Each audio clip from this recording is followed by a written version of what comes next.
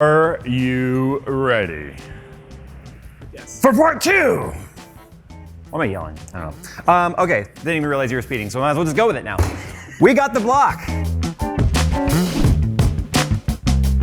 Corsair is proud to present their new Hydro X line of custom water cooling products. The new XG5 series radiators offer the perfect balance of fin density and airflow to keep your loop cool and quiet. The XG7 water blocks feature full coverage cooling for your GPU, while also maintaining an aesthetically pleasing design, while the XC7 and XC9 CPU blocks keep all your modern CPUs nice and cool. To see the complete lineup of Hydro X cooling products from Corsair, click the link in the description below. All right, so here we are, part 2 of this build. I still don't even know what this build's gonna be used in or if it's even gonna stay together, but I'm having fun building it, which also made me decide I want to build a new skunkworks. Yes, but that's a conversation for another day. I got some fun plans in store for that one. So we're gonna today, I should be able to get this whole build done in 3 parts. And the reason for that is I'm still waiting on some parts that are trickling in. So we're gonna be doing the custom cables, like I said. Those still have to arrive. Those are coming from Cable Mod. We've got to put the block on here, and then we're gonna start doing tubing and stuff. I wanted to do like a rigid tube, a metal tube, went down to Lowe's and Home Depot to try and get copper. The problem is because we're using 14mm fittings, none of the copper piping here in the United States, at least that we use, because remember we're Imperial, so we're all inch-based system, isn't gonna fit these fittings. They would have fit 13mm fittings if I went with 3/8 inch inner diameter, which the outer diameter was exactly a 1/2 inch, and 13mm and 1/2 inch are usually interchangeable. But because we're using the 14mm, we can't do that. So what we're gonna do is we are using the Corsair tubing that was supplied, and as you can see, this is a 14mm tube, but the inner diameter is still a 10. So typically 10 by 13 mil is how the tubing is arranged. I guess 14mm became a lot more popular lately, and that's because of wall thickness. And when you have a nice thick wall in the tube, because you can see my 10mm cord still fits in there perfectly, when you have a thicker wall, it means that you can get some pretty decent bends without kinking and stuff. So, and not to mention the thicker wall just looks better too. I mean, sometimes, like the 12mm stuff always looks too small. In my opinion, 16mm is too big. So 14 is probably just the perfect sweet spot, considering that is exactly in between 12 and 16, because I passed math class twice. So if all goes according to plan today, we should be able to get the radiator up top, which I've decided I am gonna do the 280mm. I kind of wish I had a 240, because then these would be not offset as far, because I think that these are set wider than the 360. I don't know, I have to take it out and see. That's right. So I gotta put the fans up here, the radiator, get the loop laid out. I gotta pull this back out, which I was hoping I wouldn't have to do. Get the block on here, and we might actually be able to get the tube, at least some of the tube runs done today. Still haven't decided entirely if I'm gonna use a whole bunch of fittings or if I'm gonna do bends, but either way I've got this just in case. So I wanna see how tight this actually clamps down, and we'll go from there. So you can see now why having these removable trays to work with are kind of a godsend, because, wow, that was a lot easier than last time, huh? Or how I was all like screwed with it. Because if I had to do all of this while it was mounted in there, that would suck so badly. But here's the thing, if I had a 240, and I thought I had a 240 for this kit, but I don't, I would run a 240 instead of a 280 up top. The cooling difference is fairly negligible, but if you'll look, you'll see that these fittings are different widths apart, just a little bit. But if I had a 240, that means that these would have all been on exactly the same plane, so I could have just done a single elbow with a straight run right to that, and it would have lined up. But now you can see that's how far offset they're gonna be. There's also been a piece of hardware change since the first video. We're gonna be changing out this G-Skill memory for the actual Ryzen optimized Corsair stuff, because the new Dominator Platinum, which has their new LEDs, don't have this big white bar on top. This white bar, although it looks really good for diffusing the RGB light that comes out of it, this build is not an RGB build. Yes, I know there's RGB in pretty much everything here, but what I mean is I'm not using the functionality of RGB where I'm gonna be setting it up to rainbow puke and all that. I just want very subtle lighting, and I might even turn most of it off personally, but that's kind of the beauty of RGB, is that you can do that. This is gonna be very similar to how I did my D-frame build, if you guys remember that. It's like the same exact concept, tube to, or fitting, tube to reservoir, and then reservoir out. I wish the out was on this side. Assess, overcome, and adapt. Or wait, assess, adapt, and overcome. I thought it was improvise, adapt, overcome. Well, I can't, that's somebody else's, I can't use that. Oh. You mean digress, adapt, overcome. Digress, complain, and tweet. When I'm in the woods, I yell at nature. So unfortunately, I don't have enough compression fittings in black to be able to use the top rad. So I have a choice to make here. Don't do the top rad and use black, or use chrome and use the top radiator. What do you think? You think I should just go to Twitter and do a quick Twitter poll? Give it like 10 minutes? Because the first 10 minutes, the ratio stays the same through the whole poll. All right, so after 714 votes in just a couple of minutes, it's a 60-40 split. That's a lot closer than I thought it was gonna be, if you wanna know the truth, which doesn't make our job easier. For a minute there, it was like 58-42, which I was like, oh crap. Because when it's that close, and even 60-40, I mean, in terms of fractions, that's like barely a majority split, right? So a lot of people manually wrote in, Jay, why don't you just paint the chrome fittings? Well, I painted these other parts, right? So I'd be kind of a hypocrite if I'm like, we don't want to paint parts around this build. How'd that voice go again? I'd be a hypocrite if I don't want to paint on this build. What we're gonna do here is, here's the black. We've got 12 chrome fittings and we need 10. So we've got 2 extra. What I'm gonna do is I'm gonna pop these O-rings off real quick. And because it's the knurled, which is like that kind of a diamond cut, it's got lots of surface area to bite on. I don't really care what happens with the threads right there. I am a little concerned about the surface though, right? Because the O-ring still has to squish in there, and then the internal O-ring can't be painted. Because I'll just cut a small piece of this tube, because I have a lot of this tube. I'll probably cut small pieces, and then I'll shove the tubes in there, so that kind of works as like a method to stop the paint from getting inside. Because we don't want paint getting on the O-rings, we don't want paint getting on the surfaces that mate for a seal, because that can turn gooey. Who knows what the reaction would be to the fluid over time, because we are just using that engine enamel that I had from last time. So I'm gonna prepare this and then we'll see how this goes. Whoa, it like exploded. Because it's acrylic and it's not PETG. It's all, Like could have lost an eye right now. Yeah. That's okay. It's not okay, but it's okay that I didn't, is what I mean. It's not very windy today, so that's good. So the first coat's always just a light dusting. That gets it to kind of, gets it to stick better, and then when that dries, then you start putting it on. People have said in the past, Jay, paint the tube, and I've always thought, no, that's ugly and messy. But maybe, just maybe, we might do this. We might paint the fittings and paint the tube. So this is the one I painted right here, as you can see, right? Chrome on the inside. It's really durable. And the thing is, like, I like ours better because it has no shine, it has no shimmer. Like, this has a little bit of a shimmer to it, which isn't bad. So Phil, are we about to paint all these fittings? Was that Twitter poll pointless? So we got to thinking about it and we realized, why do I need to paint all of them? So if we use these where they're not gonna be as noticed, like back here in the back of the 280, and maybe on like the back side of the GPU where it's gonna come up to here, or the back of the res, like right here behind the other one, then maybe we can just get away with painting 2 of them. So that we don't have to then take all my chrome fittings, which I could use for other things, and then have them be stuck entirely to this. Now I could strip the paint off. I mean, you just use aircraft remover, spray it on there, the paint would come off, you could wash it off with water, and then you're not stuck with it. But I'm kind of looking at it this way. If I decide to maybe paint the tubes, I have more paint for that. So what we're gonna do right now is we're just gonna go ahead and paint another one, and we're just gonna do 2 because that seems like the best use of our time. So I guess that makes that entire Twitter poll not useless though, because it sort of gave us the idea of like, well, why don't we just go ahead and do that? Because I had thought of it, but I usually just throw the idea of painting something out because I guess I've said, I think like 3 times now, I just find paint, why did I take this out? I didn't have to. I just find the idea of paint to be kind of inherently like messy and just kind of not the best option. But it's an option that anyone can do, I guess. It's easy and cheap. Paint is cheap. And yeah, so we're just gonna paint one more.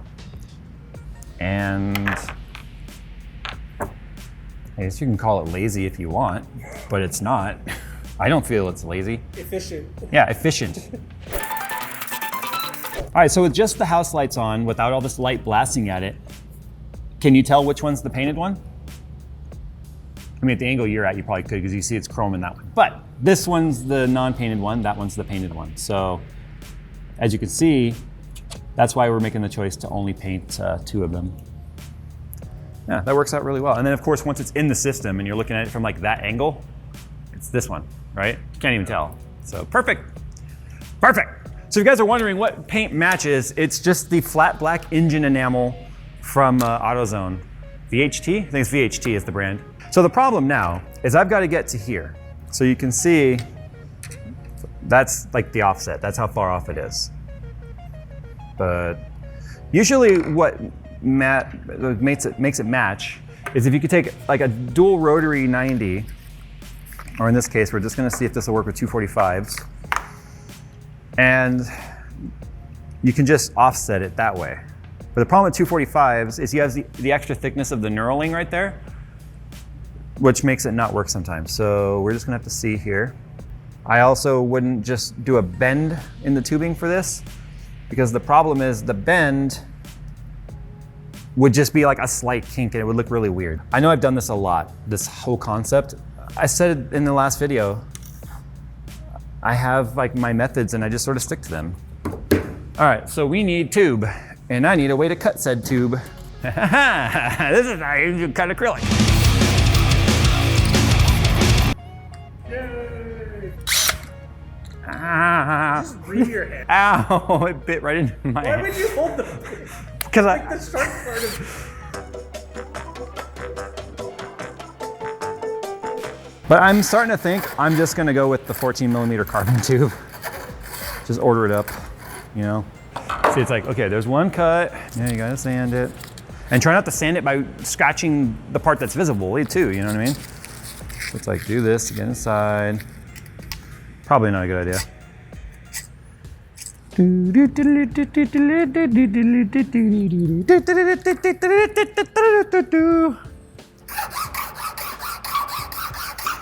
That one.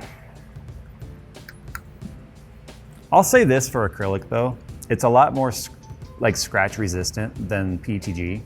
Like PETG seems, it's really soft, so it does scratch easily. So there is the benefits of that with acrylic at least.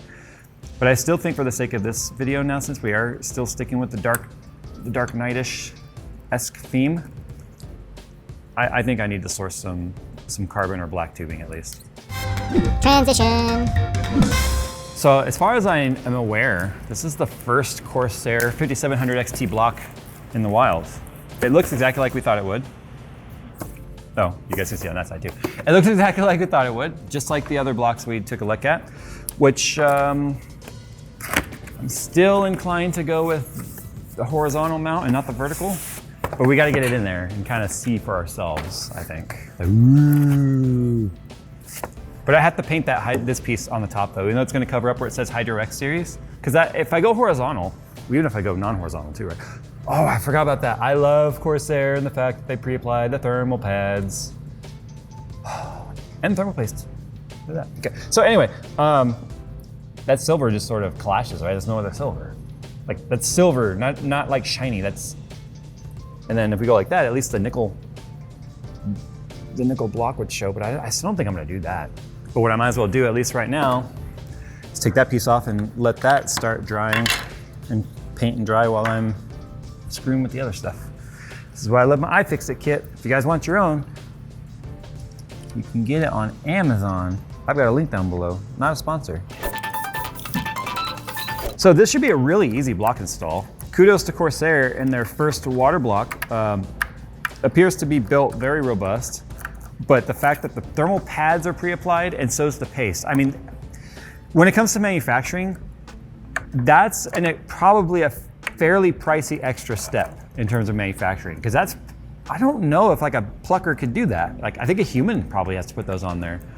And if that's the case, then that means they're paying. It makes it sort of idiot proof where you can't put the pads in the wrong place. The thermal paste is already on there. It's a full cover as you can see, so it's gonna touch everything on the die, which is what you want. The problem when you go liquid thermal paste and all that is you've got to do all that stuff yourself manually. And you can see that there's clearly a very high quality manufacturing process. This shroud is metal. That's metal, not plastic.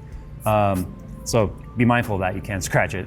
And then you can see just the quality of the nickel plating in there, the fine micro fins that are there for the GPU block or the GPU die. This can flow either direction because there's no flow plate for it to go through, like down and then split. So you can go this direction or that direction, whichever is easiest. So in my case, I'll probably come in from this side.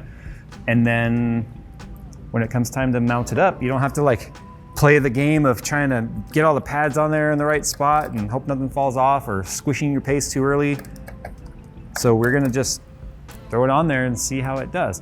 I'm not entirely sure though if I want to use the RGB lighting. I probably will, just because I'm probably gonna do like a very faint white glow. Or because this is a dark night themed, I might even do a very faint yellow glow. I can play with it. It's the joys of RGB, or in this case, just B and G if I do yellow. You mean orangey? No wait, B and G is like, what does that make? Yeah. Turquoise. Or teal. Oh, yeah, you're right. The color blind guy just corrected me. I'm dumb. I was thinking yellow and blue make green. That's what it was. Wasn't that a Ziploc thing? Yeah. So like, blue make green sealed. Like that was like the. That's how you knew it was sealed. Yeah, they're the whole campaign. Damn, they're serious. Look, they've got 2 warranty void stickers. You void your warranty and someone else's warranty whenever you break the seal. Every time you void a warranty, a Steve gets his wings. No, he grows one more hair follicle. Ah! Sharp thing in nail cuticle. Ow! The edge of the plug, like the fan plug I was trying to get out. So I was trying to like go like that and it went poof, like on the sharp edge. Under your nail? Yeah, like just into the cuticle. Oh, see this will even work. Hey! Nice. It's just like the most basic of concepts of like things that can make it look so much better. Because even if you have to look at it that way, it's like you don't want to be looking at a orange PCB. I guess if this proves anything, is that you can make subtle differences to your build that look really cool with, a Sharpie and a paint can, right? It's not hard. It's not like a mod. We are modifying it, but it's not like we're cutting anything. Is there enough room here for the wires? Because I don't want the wires to come out the back of the card. That'd be terrible. If that's the only spot that comes out, then I'm gonna leave them in there. I just put my own notch in there. And yes, I'm aware this is not a metal cutting bit. It's the only one I got. There, so now these can come out this way. Hey, look at that. So now we just get to boop, boop, boop, boop, boop, boop, like that. That's the exact sound you have to make too when you're doing it. Boop, boop, boop, boop, boop, boop. I didn't want it to like scratch the backplate. This graphics card though looks really sick, all blacked out like this. Okay, so I'm gonna put this back fan in here, and then that's where we're gonna stop for today. I know it doesn't seem like we got a lot done, because we didn't. We got some basic mods, and I guess if anything you could take away from today's video is that basic little subtle changes can make a huge difference to the appearance of a system. Even if you're dealing with like a budget build, and I've known people to spray paint their ketchup and mustard cables. Not that I'd really recommend it, but you could, I guess. But what you can see now is just like this graphics card alone, by taking care of the orange PCB that shows and then painting this piece black, changed the look of that block so much. And I know a lot of you right now are probably like, Jay, go vertical mount. And I don't want to do that because, as I said, too much nickel plating will then show. Since I'm not doing nickel fittings, if I was doing nickel fittings, then I think I would vertical mount that. But since I'm doing the whole blacked out look and I've got to get black tubes and stuff now, you can kind of see if you look at this fitting here, what this black tube looks like. This is just acrylic that's been used to paint the fittings, and so it's taken up all the black. That's gonna just get an idea here of what this will look like with the black tubes. Yes, that is exactly what I was going for. I wanted it to look all the black and like it's like not really there. It's there, but it's not there. And then you see it, you're like, whoa, it's there. I didn't even know it was there. Now that I see it, it's there, I'm like, wow, it's totally there. So that's kind of what I was going for. I could technically even paint the reservoir. I was gonna say that. Hear me out. By taking a thin piece of tape, like the 1/4 inch wide tape that I use for my model building and stuff that I use to mask stuff off. It's a very fine tape designed to have a very crisp edge. I could put a line right down the middle, and that would be how I could see how full the water is, but then the rest of it would be black. So I still might even do that. But I have to figure out how this reservoir comes apart. It might be glued. If it is, then it means I would have to do a lot of masking, but it wouldn't be impossible. I mean, since I like to do the difficult model ships and stuff, that would be pretty freaking easy. So the other things we need to do before we can finish this build, I need to order my cables from Cable Mod. Like I said, those are gonna be a black theme as well, almost like maybe a carbon, like a black carbon. And then we've got our other RAM that's coming in, our Dominator Platinum, which is black. I don't know if I wanna paint the tubing, but if I paint the tubing, like that right there, then we know that reservoir will match.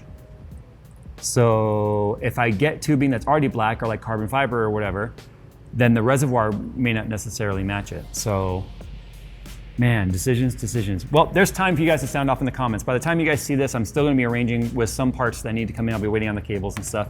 So I might have an opportunity to do that. I might also just ask Corsair if they can send me another one of these reservoirs just so I can try it, and if I screw it up, at least I have a plan B. Yeah, but I was not expecting painted acrylic tubing to look this good. All right, guys, thanks for watching. As always, we'll see you in the next one. And I promise I'm gonna try and keep this one to a 3-parter only.